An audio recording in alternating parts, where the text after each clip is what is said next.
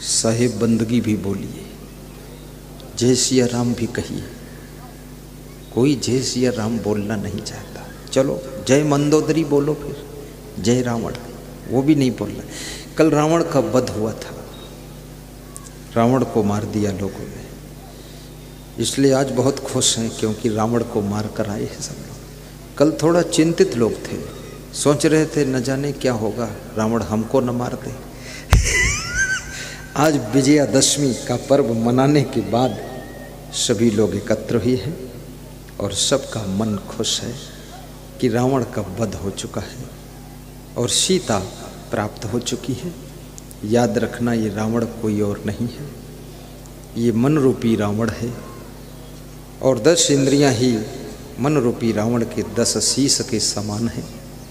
ये अहंकार रूपी मेघनाद है, आलस्य और निद्रा रूपी कुंभकर्ण है और भक्ति रूपी विभीषण है और ब्रह्मचर्य का रूप हनुमान जी हैं और तुम्हारा आत्मा ही राम का रूप है, आत्मा ही परमात्मा का रूप है।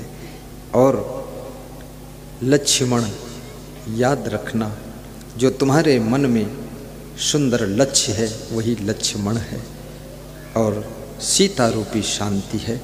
तुम्हारी सीता रूपी शांति को ये मन रूपी रावण 10 इंद्रियों के सहयोग से हरण कर लेता है और तुम्हारी सीता रूपी शांति को कहाँ रखता है जाकर ये रावण? अशोक वाटिका में रखता है। अर्थात शांति रूपी सीता का निवास अशोक वाटिका में होता है। जिसका हृदय अशोक है वहाँ शांति रूपी सीता बैठती है। जिसके हृदय में शोक है, दुख है, चिंता है, टेंशन है, वहाँ शांति रूपी सीता नहीं बैठती है। शांति रूपी सीता अशोक वाटिका में विराजमान होती है।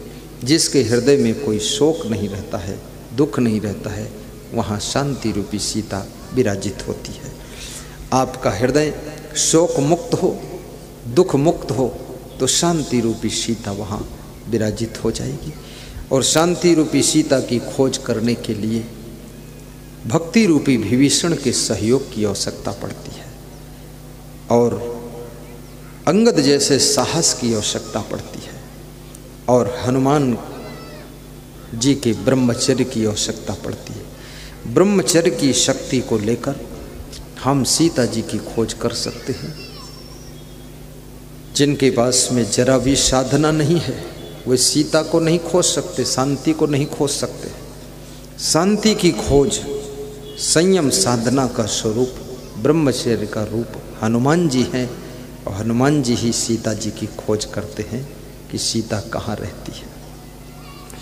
अशोक वाटिका में उनको ढूंढ लेते हैं। आपका मन भी संयम नियम से परिपूर्ण होना चाहिए और ब्रह्मचर्य का व्रत, आप गृहस्थ आश्रम में हैं, कम से कम साप्ताहिक व्रत का पालन करें। कम से कम एक पत्नी व्रत, एक पति व्रत का पालन करें। और ये व्रत गृहस्थ आश्रम का ब्रह्मचर्य व्रत माना जाता है और इस व्रत को पालन करने वालों में तेज भी होता है, तप भी होता है, शक्ति भी होती है। और जो लोगों का मन बहुत चंचल है, सभी जगह वे आकर्षित होते रहते हैं।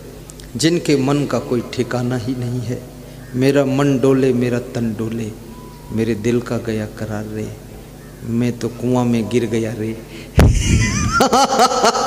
इस तरह के गीत गाते हैं। उन लोगों का क्या भरोसा, उनको क्या शांति रूपी सीता मिलेगी। मन को बस में कीजिए।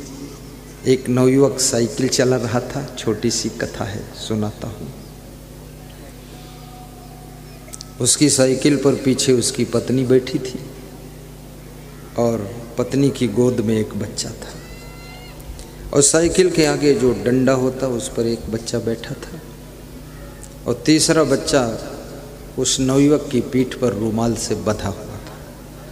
एक साइकिल पर 5 सवारी जा रही थी।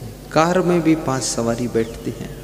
जो 5 लाख 10 लाख 20 लाख की कार आती है उसमें भी 5, ये 4-5 हज़ार की साइकिल पर भी 5 का बड़ा संगम है।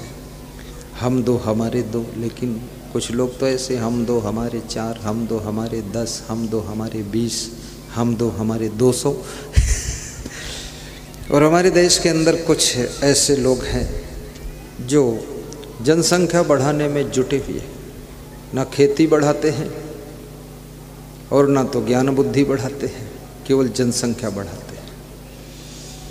और इतनी जनसंख्या बढ़ा दी है कि घर में सोने की जगह नहीं है, घर में बिछौना नहीं है, खाट भी नहीं है, और घर में रजाइयाँ भी कम है। लखनऊ अमीनाबाद में एक परिवार अपने घर के बाहर सड़क किनारे बैठा हुआ था। 14-15 लोग बैठे थे। पुलिस का राउंड हुआ, पुलिस ने देखा ये 14-15 लोग यहाँ क्यों बैठे रात में, रात के 1 बज गए बैठे हैं, कोई गिरोह है, कोई डाकू लोग है, क्या है, सलाह कर रहे हैं। तो पुलिस वालों ने पूछा तुम कौन हो, चलो गाड़ी में बैठो, पुलिस की गाड़ी थाने ले चलते तुम्हें, यहाँ क्या कर रहे हो तुम लोग। तो उनको पकड़कर पुलिस के लोग घसीटने लगे। उन्होंने कहा मुझे घसीटो मत, हम लोग इस घर के मालिक हैं। बोले यहाँ क्यों बैठे हो रात में 1 बजे, क्या कर रहे हैं। बोले हमारे घर में इतनी जनसंख्या हो चुकी है कि हम 2 ट्रिप में सोते हैं। तो अभी पहली ट्रिप सो रही है, ये लोग 2 बजे निकलेंगे बाहर, ये बैठेंगे, तो हम लोग अंदर जाकर सोएंगे। बोले इतनी जनसंख्या है। बोले हाँ बहुत ज़्यादा है, 8-8 बच्चे, 18-18 बच्चे हैं। तो पुलिस वाले भी दंग रह गए कि इतना लोग। पांडव 5 थे, कौरव 100 थे। महाभारत भी हमको समझाती है 100 कौरवों की हार होती है और 5 पांडवों की जीत होती है। याद रखना, आपके अंदर कला और क्वालिटी होना चाहिए। संख्या से आप नहीं जीत सकते हो, बुद्धि के बल से आप जीत हासिल कर सकते हो। इसलिए बहुत ज़्यादा भीड़ भाड़, ये संसार में बहुत बच्चे पैदा करना, थोड़ा इस पर भी कंट्रोल होना चाहिए। कल मेरी एक सांसद जी से बात हो रही थी, मुकेश रावत से, राजपूत, मुकेश राजपूत। तो मैंने उनसे कहा कि जनसंख्या नियंत्रण पर आप लोग को सोच रहे हैं कि नहीं। बोले बिल्कुल मैं सोच रहा हूँ।